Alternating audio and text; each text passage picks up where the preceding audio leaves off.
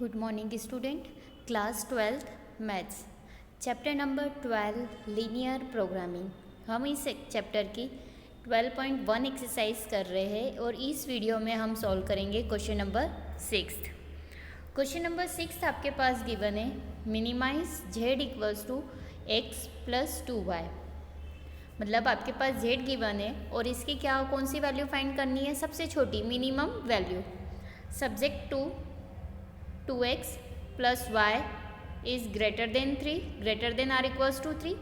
Second equation है x plus 2y greater than or equals to 6, x, y greater than or equals to 0।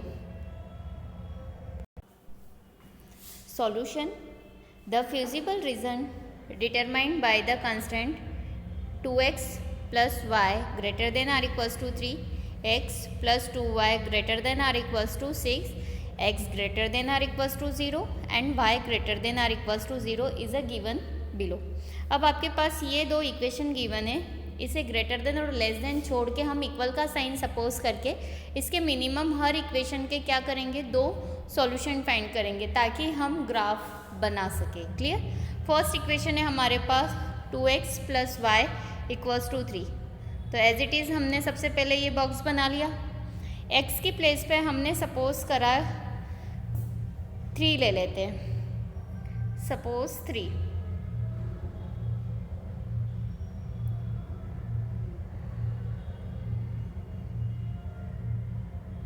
नहीं, suppose x की place पे हमने 0 ले लिया तो y हमें कितना मिल गया, 3 मिल गया, राइट। और x की प्लेस पे हम ले लेते हैं 0, x की प्लेस पे 0 ले लिया। अब x की प्लेस पे अगर हम 1 ले लेते हैं तो वैल्यू कितनी आएगी, 1।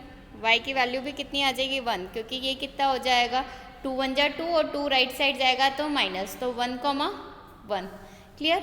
ये फर्स्ट इक्वेशन की आ गई। तो फर्स्ट इक्वेशन को अगर हम ग्राफ पे ड्रॉ करेंगे तो देखिए ये आपका x एक्सिस है, ये y एक्सिस है। फर्स्ट सॉल्यूशन है आपका 0,3। It means the value of x is 0 and the value of y is 3। तो 0 ये रहा, 3 ये रहा, तो फर्स्ट पॉइंट ये क्लियर हो गया। सेकेंड है 1 1 1 के लिए ये मतलब ये वाला पॉइंट मिलेगा आपको फाइनली।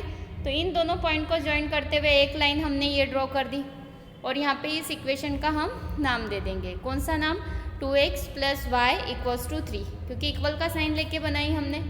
ये लाइन हमारे पास आ गई है। सेकेंड इक्वेशन के लिए अलग से हम वापस से क्या करेंगे, दो सॉल्यूशन फाइंड करेंगे और उसको प्रॉपर वे में कैलकुलेशन आपको कॉपी में करके बताना है और टेबल भी ड्रॉ करना है।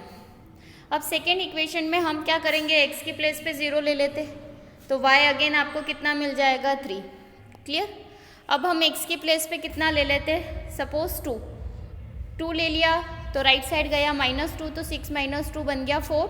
तो y की वैल्यू कितनी आ गई, अगेन 2। इट मीन्स कि एक अगेन ये सॉल्यूशन हो गया और 2,2 मतलब ये वाला हो जाएगा।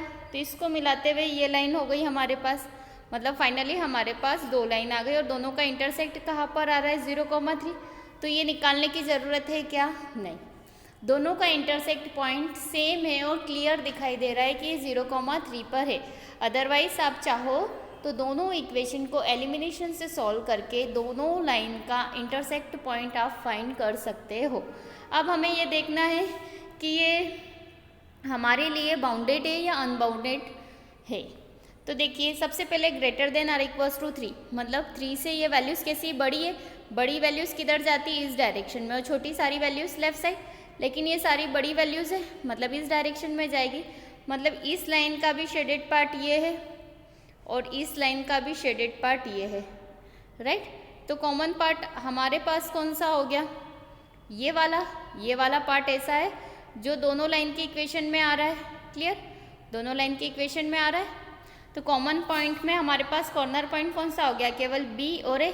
यहाँ से कोई एरिया ऐसा है जो क्लोज हो रहा है, नहीं, ये बाउंडेड है ही नहीं। इट मीन्स कि हमारा जो रीजन है कैसा है, अनबाउंडेड है।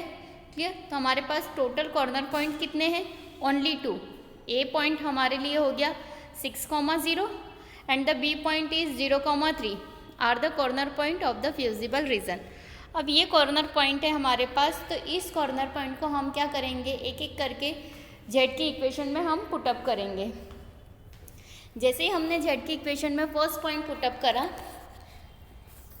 फर्स्ट पॉइंट है 6,0, एक्स की प्लेस पे हमने 6 रखा, वाई की प्लेस पे 0, तो 2 इंटू 0 0, इट मीन्स वैल्यू आ गई 6। बी पॉइंट 0,3 जेड में हमने पुटअप करा तो वैल्यू आई 0, फिर 3 2 जा 6, इट मीन्स अगेन क्या आ गया 6। दोनों ही जेड की वैल्यू कैसी है, सेम है।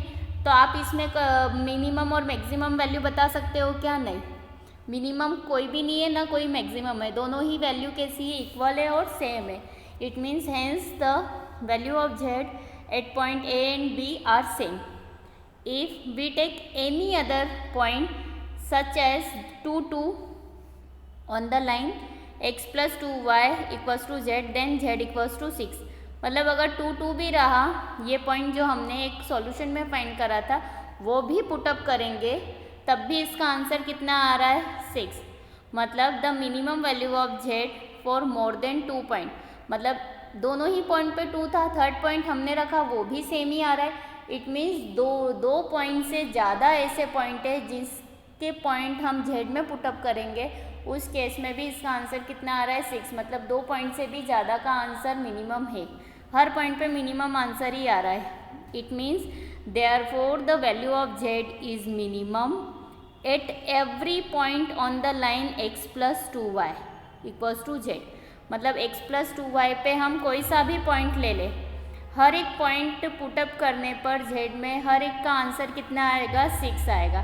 इससे ये क्लियर होता है कि केवल 2 या 3 पे ही मिनिमम वैल्यू नहीं मिल रही है, हर एक पॉइंट पे मिनिमम वैल्यू मिल रही है, क्योंकि 6 ही इसकी सबसे छोटी वैल्यू है और 6 से बड़ी कोई वैल्यू नहीं है। यहाँ पे 6 सबसे छोटी वैल्यू है और हर एक पॉइंट पे ही 6 आ रहा है, तो मिनिमम वैल्यू तो 6 हो गई। लेकिन कौन से पॉइंट पर है हम ये नहीं बता सकते, सिर्फ ये बता सकते हैं कि उस लाइन के हर एक पॉइंट पे मिनिमम वैल्यू आ रही है।